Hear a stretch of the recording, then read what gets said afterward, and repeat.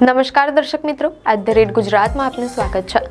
જો તમે વિચારતા હોવ કે કચ્છનું રણ માત્ર સફેદ મીઠાના પટ્ટાઓ અને એકલતાનું પ્રતીક છે, તો હવે તમારો વિચાર બદલવાનો સમય આવી ગયો છે, કારણ કે જેમ જેમ શિયાળો જામી રહ્યો છે તેમ તેમ કચ્છનું રણ હવે લાખો સુરખાબ એટલે કે ફ્લેમિંગો પક્ષીઓથી ભરેલી એક જીવંત ગુલાબી દુનિયામાં પરિવર્તિત થઈ ગયું છે। આ નયનરમ્ય નજારો જોવા માટે પ્રવાસીઓ ઉમટી રહ્યા છે। કચ્છના રાપર તાલુકાનું કુડા ગામ હવે આ રૂપકડા ફ્લેમિંગોનું જાણે બીજું ઘર બની ગયું છે। મીડિયા અહેવાલો અનુસાર રાપરના અમરાપરથી લોદરાણી તરફ જતા જેને સેકન્ડ રોડ ટુ હેવન કહેવાય છે। મીડિયા અહેવાલો અનુસાર રાપરના અમરાપરથી લોદરાણી તરફ જતા જેને સેકન્ડ રોડ ટુ હેવન કહેવાય છે તે માર્ગ વચ્ચે તાજેતરમાં જ સુરખાબનો અભૂતપૂર્વ જમાવડો જોવા મળ્યો હતો। હાલમાં લગભગ 1.25 લાખ જેટલા સુરખાબ અને કુંજ પક્ષીઓની હાજરી નોંધાઈ છે અને આગામી સમયમાં આ સંખ્યા 3 લાખથી 4 લાખને પાર કરી જવાની શક્યતા છે તેમ અહેવાલોમાં જાણવા મળેલ છે। આ સ્થળાંતરિત પક્ષીઓ માટે કચ્છનું રણ માત્ર શિયાળુ વેકેશન સ્પોટ નથી, પરંતુ તેમની જન્મભૂમિ છે। તેઓ અહીં જન્મ લે છે, હજારો કિલોમીટરનું અંતર કાપીને વિદેશમાં ખોરાક માટે જાય છે અને ઓક્ટોબર-નવેમ્બરમાં ફરી અહીં પાછા ફરે છે। આ કુદરતી ઘટનાનો નજારો માણવા માટે અહીંથી પસાર થતા લોકો ઘડીભર માટે રોકાઈ જતા હોય છે। કચ્છનો આ વિસ્તાર, જેમાં નાના અને મોટા રણનો સમાવેશ થાય છે, તે ગ્રેટર અને લેસર ફ્લેમિંગો માટે વિશેષ સ્થાન ધરાવે છે। વન વિભાગના અધિકારીઓના મતે કચ્છનો આ વિસ્તાર સેન્ટ્રલ એશિયન ફ્લાય વે પર આવેલો હોવાથી તે સ્થળાંતર કરનારા પક્ષીઓ માટે એક મહત્વપૂર્ણ પેસેજ રૂટ અને રોકાણ સ્થાન છે। ખાસ કરીને ખડીર બેટના અમરાપરથી લોદરાણી જાગીર વચ્ચેનો રણ વિસ્તાર આ પક્ષીઓ માટે સૌથી વધુ આકર્ષણનું કેન્દ્ર બન્યો છે। મીડિયા અહેવાલોમાં જાણવા મળેલ છે કે પક્ષીવિદ નવીન બાપટે જણાવ્યું છે કે ફ્લેમિંગો શિયાળા દરમિયાન અહીં રોકાય છે અને રણમાંથી ખોરાક મેળવે છે અને ફેબ્રુઆરી-માર્ચ સુધી અહીં રહે છે।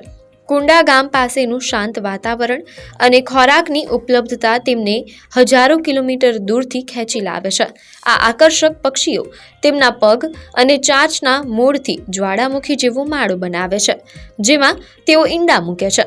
કચ્છમાં સુરખાબની હાજરી અભૂતપૂર્વ પ્રમાણમાં વધી રહી છે, તેનું એક મોટું કારણ વન વિભાગની વિશેષ પહેલ છે। મીડિયા અહેવાલો અનુસાર પૂર્વ કચ્છ વન વિભાગના મુખ્ય અધિકારી આયુષ વર્માએ જણાવ્યું હતું કે વન વિભાગ દ્વારા 2019થી ઓપરેશન ફ્લેમિંગો સિટી હેઠળ ખાસ પગલાં લેવામાં આવ્યા છે। વન વિભાગે સુરખાબના મોટા પ્રજનન માટે રણમાં ખાસ સી આકારમાં ડેઝર્ટ પોઈન્ટ અને લિનિયર પ્લેટફોર્મ ઊભા કર્યા છે। આ પ્લેટફોર્મ માટીના પાડા હોય છે, જે સુરખાબને પ્રજનન માટે અનુકૂળ સ્થાન પૂરું પાડે છે। આ પ્લેટફોર્મનો સૌથી મોટો ફાયદો એ છે કે તેના કારણે સુરખાબના માળાના પાડાનું ધોવાણ ખૂબ ઘટી ગયું છે, જેનાથી તેમાં ઈંડાઓ સલામત રહે છે। આના પરિણામે નવા પક્ષીઓના જન્મની પ્રક્રિયામાં વધારો થયો છે। જ્યાં 5 વર્ષ પહેલા લગભગ 1 થી 1.25 લાખ સુરખાબ નોંધાતા હતા, તે આંકડો ગત વર્ષે 3 થી 4 લાખ સુધી પહોંચ્યો હતો અને આ વર્ષે પણ તેટલો જ રહેવાની સંભાવના છે।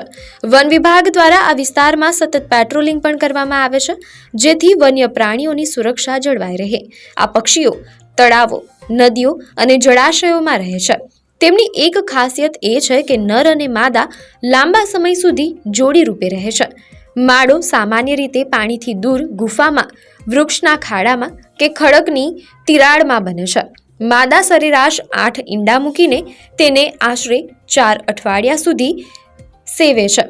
બચ્ચાઓ જન્મ પછી લગભગ 8 અઠવાડિયામાં સ્વતંત્ર બની જાય છે। મીડિયા અહેવાલો અનુસાર વિશાળ વ્યાપ અને સારી સંખ્યા હોવાને કારણે IUCN દ્વારા તેનું સંરક્ષણ સ્તર લિસ્ટ કન્સર્ન નક્કી કરવામાં આવ્યું છે, જે દર્શાવે છે કે વૈશ્વિક સ્તરે તેની વસ્તી જોખમમાં નથી।